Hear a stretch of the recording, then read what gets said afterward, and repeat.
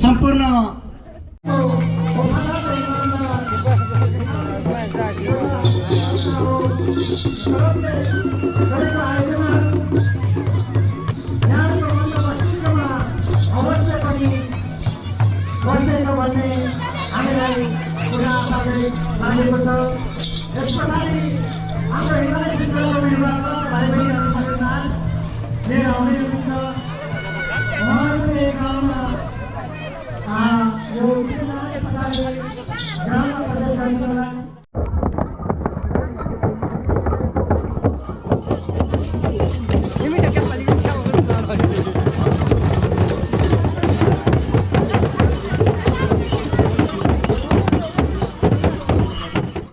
कोही कसैको नाम छुट्नु गएमा आजको निम्ति क्षमा प्रार्थी छौँ। भएको कमी कमजोरीलाई आगामी दिनहरूमा पुनः सच्याउने गरी यहाँहरूसँग क्षमा प्रार्थी छौँ। त्यसैले हामीले जति सक्यौँ हामीसँग भएको शक्ति जति प्रयोग गरेका छौँ। यदि यो शक्तिले पनि अपुग हुन्थ्यो भने यो शक्ति प्रयोग गरेर पनि अपुग भएको छ भने अझ यहाँहरूको सल्लाह अनुसार हामीले यो कार्यक्रमलाई अझ चुस्त दुरुस्त र अझै भव्य रूपले सञ्चालन गर्ने एउटा जमर्को गर्नेछौँ। आज हामी यहाँ उभिरहँदा यो कार्यक्रम गरिरहँदा यो बर्खा यामको झरीबाडामा पनि विभिन्न गाउँठाउँ र बस्तीबाट उपस्थित हुनुभएको छ। साँच्चीकै यहाँहरूको यो सहयोग, यो उपस्थिति साह्रै कुरो थिएन। भेलपैह्रोको बिचमा पनि ती बाटोहरूलाई पन्छाउँदै आज यो ठाउँमा उपस्थित हुनुभएको छ। भर्खरै मात्र बाटोमा पहिरो गएर 3 जना खेलाडीहरू उतै रोकिएको छ भन्ने हामीलाई खबर आयो, जस अन्तर्गत उहाँहरूलाई रेस्क्यु गर्नको लागि गाउँपालिकासँग समन्वय गरेर हामीले समन्वय गरेका छौँ। वास्तवमा हामीसँग यस्ता पीडाहरू, यस्ता तीतो अनुभवहरू थुप्रै छन्। यो राष्ट्रिय पक्षबाट गरिने चिजहरू, राष्ट्रिय पक्षबाट गरिने कामहरू साँच्चै हामीसँग जिरो लेभलमा छौँ। हामी कहिले यो संसार माध्यमबाट पूर्ण रूपमा यो ठाउँलाई प्रचार गर्ने हो, कहिले यो बाटोलाई सहजै तरिकाले चाहिँ यहाँबाट सदरमुकाम यहाँको बजारीकरण सहज गर्ने, त्यो किसिमको वातावरण सिर्जना गर्ने भन्ने कुराहरूलाई मध्यनजर गरेर विभिन्न गाउँठाउँ र बस्तीबाट यहाँ आउनुभएको छ। सम्पूर्णलाई धेरै धेरै धन्यवाद दिन चाहन्छु। समय परिवर्तन सँगै हामी पनि शिक्षाको माध्यमबाट परिवर्तन हुनुपर्छ भन्ने हो। यस कारणले यहाँले गर्नुभएको योगदान सही ठाउँमा सदुपयोग हुनेछ भन्ने सही विद्यार्थीहरूलाई पनि विनम्र अनुरोध गर्दछु। र आजको औपचारिक कार्यक्रममा पाल्नुहुने आमा बुवा दाजुभाइ तथा दिदीबहिनीहरू, यो कार्यक्रम अब केही समयभित्रै उद्घाटन कार्यक्रम समापन हुनेछ। यसपछिको खेल राष्ट्रिय भलिबल प्रतिस्पर्धा हुनेछ भन्ने यहाँलाई सहर्ष जानकारी गर्न चाहन्छु। धेरै टाढा नगइदिनु होला। यो समयको प्रतिकूलको बावजुद पनि प्रमुख अतिथिले यो राको बालेर धुपो बालेर यो अक्षिता ध्वजा उडाएर चाहिँ उद्घाटन गर्दै हुनुहुन्छ।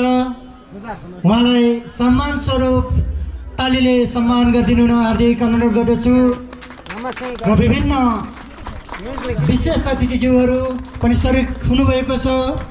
वास्तवमा हाम्रो संस्कारलाई कहिले पनि बिर्सिनु हुँदैन भन्ने हाम्रो मान्यता हो। विकृतिहरूलाई सकाउँदै जाने र राम्रो संस्कारलाई जगेर्ना गर्दै जाने एउटा हाम्रो मुख्य उद्देश्य हो। यस कारणले यहाँ हाम्रो अतिथिहरूलाई देख्नु भएको छ राकोमा धुपो बालेर उद्घाटन गरिराख्नु भएको छ। यो अक्षिता फालेर उद्घाटन गरिराख्नु भएको छ। यस पश्चात यो माइक्रोफोनबाट यो पढेर ब्यानर उद्घाटन गर्नुहुनेछ भन्ने यहाँहरूलाई जानकारी गर्न चाहन्छु।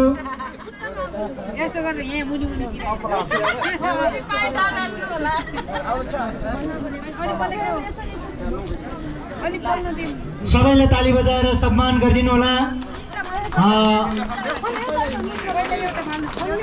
यसको अर्थ पनि धेरै छ र धेरैले आफ्नो तर्फबाट यो तर्क गरिराख्नु भएको छ। यो राको फालेर उद्घाटन गरिराख्नु भएको छ हाम्रो प्रमुख अतिथिज्यूले। हाम्रो समुदायको यो संस्कार साँच्चीकै नबित्तिने खालको देख्दाखेरि यो मनोरञ्जन लिने खालको छ भने यसले इतिहास बोकेको छ। यो ब्यानर पढेर उद्घाटन गरिदिनु न मैले यस कार्यक्रमको प्रमुख अतिथि सङ्घीय सभा सदस्य आदरणीय पूर्ण घटीजीलाई माइक्रोफोन हस्तान्तरण गर्न चाहन्छु।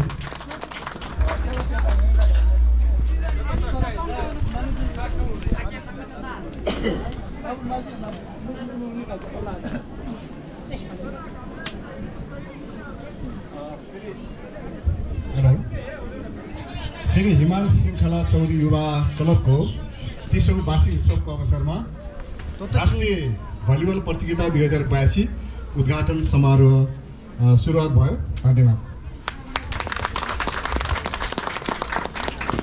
धन्यवाद। हाम्रो प्रमुख अतिथिज्यूबाट उद्घाटन भइसकेको छ। अब पनि हामी धेरै समय लिनेछौँ यहाँहरूको माझमा।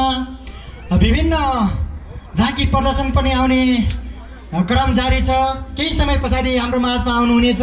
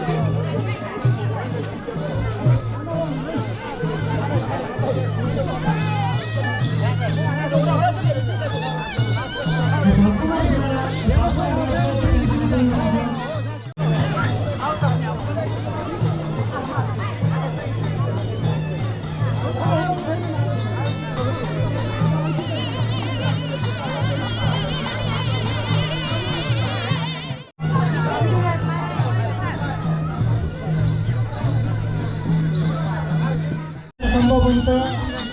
यस कारणले यी हाम्रा संस्कारहरू साँच्चीकै पहिचानको रूपमा स्थापित गर्नु छ। साँच्चीकै हाम्रो ऐतिहासिकको रूपमा पहिचान गर्नु छ। यस कारणले पुस्तान्तरण गर्न आवश्यक छ।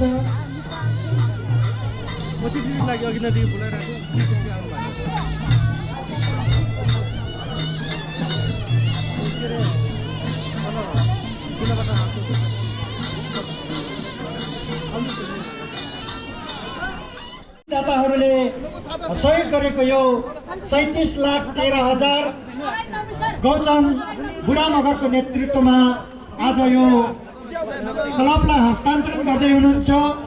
साँच्चीकै प्रदेशको मरुभूमिमा आफ्नो पसिना बगाएर नौरा खियाएर 2 छाक तारेर भए पनि यो समाजलाई केही गर्नुपर्छ भन्ने हेतुले उहाँहरूले अनवरत रूपमा रात दिन नभनिकन यो पैसा जम्मा गर्नुभएको थियो।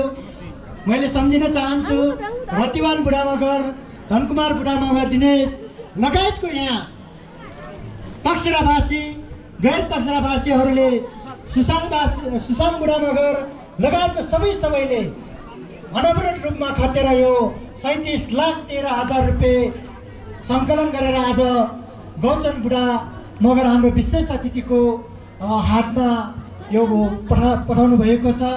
आज संस्थापक अध्यक्ष र कोषाध्यक्षलाई हस्तान्तरण गर्दै अब भने कोषाध्यक्ष र संस्थापक अध्यक्षज्यूले वर्तमान अध्यक्ष र सचिव कोषाध्यक्षज्यूलाई हस्तान्तरण गरिदिनु र विनम्र अनुरोध गर्न चाहन्छु।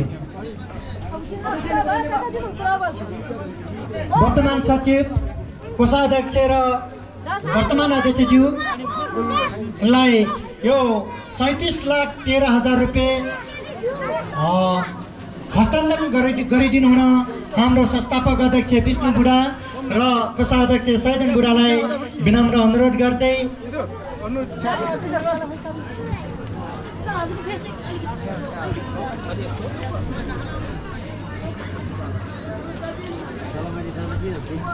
धेरै धेरै धन्यवाद।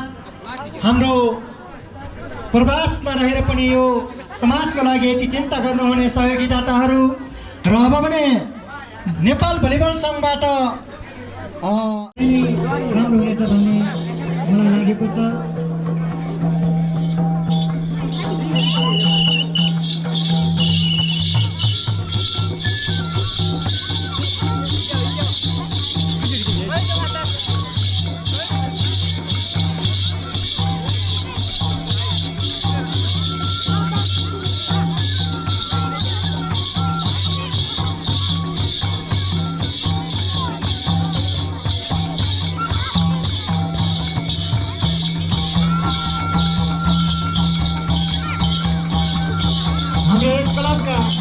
सदस्य भरत बुढा, तपाईँ जहाँ पनि हुनुहुन्छ भरत बुढा, छिटोभन्दा छिटो सचिवालयमा सम्पर्क गरिदिनु।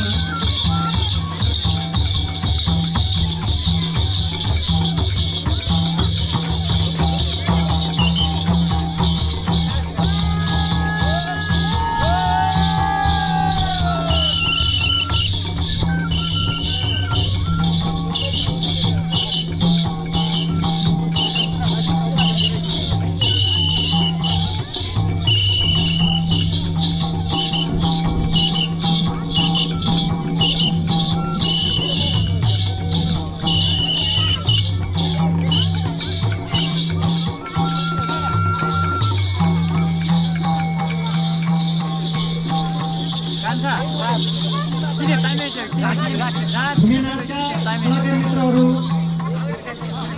तपाईँहरू ग्राउन्डभित्र प्रवेश गरिदिनु होला। भूमि नाचका कलाकार मित्रहरू, त्यस पछाडि हाम्रो भाग्री नाच प्रदर्शन हुनेछ।